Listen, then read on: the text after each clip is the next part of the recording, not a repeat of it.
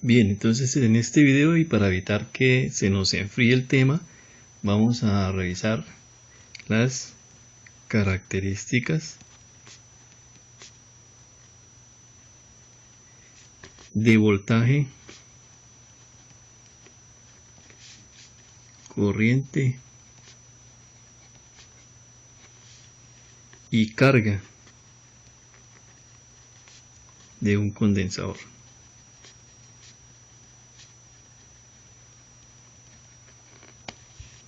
Entonces recordemos que los condensadores son dispositivos que se utilizan muy frecuentemente en la industria, en donde se necesita el almacenamiento extra de energía o donde se necesite retardar el efecto del cambio de voltaje. Estos dispositivos se utilizan en motores eléctricos, sistemas electrónicos, etc. Y vamos a revisar entonces cómo sería las características de carga y la corriente de carga y descarga en el condensador desde un momento inicial T0. Entonces, para el estudio de esos efectos, vamos a suponer que tenemos un circuito compuesto por un condensador, una resistencia que es la resistencia del circuito, y una fuente de voltaje continuo, en este caso podría ser una batería, y un interruptor. Entonces, al cerrarse el interruptor, la tensión de excitación de la fuente produce una transferencia de electrones de la lámina A a la lámina B. Al momento de cerrarse este interruptor, se va a producir un flujo de corriente. Entonces dirán ustedes, pero si, ¿cómo puede ser eso si en el anterior video habíamos dicho que el condensador se comporta como un circuito abierto en corriente continua? Eso es cierto. La cuestión es que se supone que en el tiempo t igual a 0, el condensador está descargado y el voltaje entre sus placas es igual a 0. Al momento de cerrar el interruptor, la corriente, el voltaje cambia de 0 va incrementándose hasta alcanzar el valor del voltaje de la batería. Por eso el voltaje no se mantiene estable, es decir, no es un voltaje constante para que la corriente sea 0. Vamos a hacer entonces un análisis del circuito aplicando la ley de Kirchhoff. Entonces tenemos que la corriente en este circuito, que es la velocidad de transferencia de electrones, ya habíamos definido que la corriente es dQ dt, que es la velocidad de transferencia de carga, depende de la tensión de excitación, en este caso el voltaje de la batería, la carga inicial en el condensador y la resistencia del circuito. Entonces, teniendo esos preceptos, vamos a realizar un análisis matemático partiendo de la ley de Kirchhoff. Entonces, según la ley de Kirchhoff, la suma de voltajes alrededor del circuito debe ser igual al voltaje de la fuente. Entonces tenemos que el voltaje, la suma de voltaje algebraico, entonces tendríamos que sumar el voltaje en BC, la caída de voltaje en el condensador, y la caída de voltaje producido por la resistencia del circuito debe ser igual a la caída al voltaje de la fuente. Entonces tenemos que E de batería es igual al voltaje en el condensador más el voltaje en R, que es IC por R.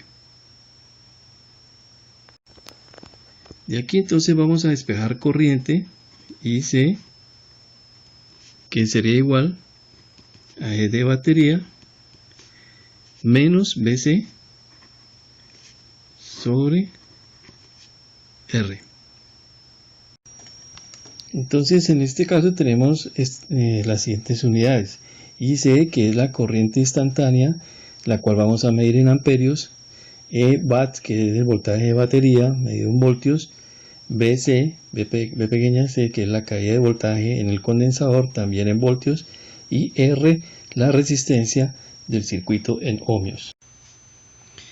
Entonces partimos de la condición inicial, que es que el condensador está descargado y el voltaje a través de sus bornes es 0. Y como el condensador es un dispositivo que retarda los cambios de voltaje, es decir, se opone a los cambios de voltaje, asumimos que el voltaje al momento de cerrar el interruptor es igual al voltaje del tiempo inicial 0, es decir, 0. Por lo tanto, en nuestro análisis de la ecuación de la corriente, encontraremos que la corriente en el momento de cerrar el voltaje, de cerrar el interruptor, será igual o va a depender de la relación entre el voltaje de la batería y la resistencia del circuito. De tal forma que entonces la corriente va a persistir hasta que nuestro condensador se carga. En el momento en que el condensador se carga, se va a crear una diferencia de potencial contraria al voltaje de la batería y la corriente entonces llegará a ser 0. Entonces si tenemos un valor de corriente igual a 0, en la ecuación del análisis según la ley de Kirchhoff vamos a tener esta igualdad, la cual nos va a llevar a que el voltaje en C va a ser igual al voltaje de la batería. Bien, entonces ahora hablemos un poco de la capacitancia. El principio físico del condensador se basa en que la carga almacenada en las placas del condensador crea un campo eléctrico entre dichas placas, el cual origina una diferencia entre ellas. Y la capacitancia normalmente se puede considerar como la relación entre el área y la distancia entre esas placas o el espesor del material aislante que las separa. Entonces tenemos esta relación en donde C es capacitancia, A el área, E una constante llamada permitividad y D el espesor del aislante. Bien, entonces ya para terminar recordemos algunos conceptos que ya vimos hasta el momento. Recordemos que la carga en el condensador está dada por la relación entre la capacitancia y el voltaje del condensador, y que el voltaje o la relación de voltaje en el condensador está expresada como una velocidad de cambio de la carga con respecto al tiempo. Entonces vamos a tener que la velocidad de cambio es una derivada y por lo tanto la expresión matemática de esto es la derivada de la expresión. De esta expresión dedujimos que dQ dt es la velocidad de cambio de carga y que también conocemos como corriente eléctrica.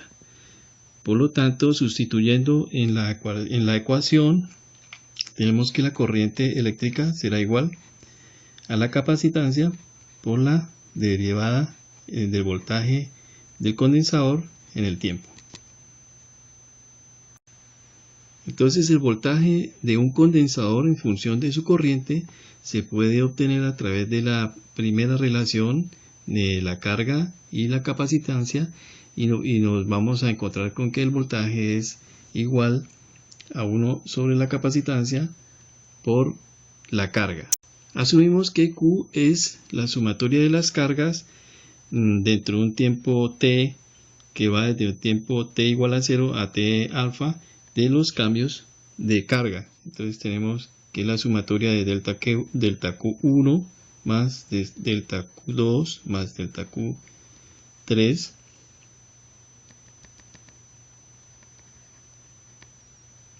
hasta Qn. Entonces, si estos incrementos se hacen pequeños, pues vamos a tener que Q será igual a los incrementos de T igual a 0 hasta T alfa de delta Q, delta de Q1 más de Q2 hasta de Qn. Y reemplazando entonces Q en la ecuación inicial, vamos a tener esta expresión matemática.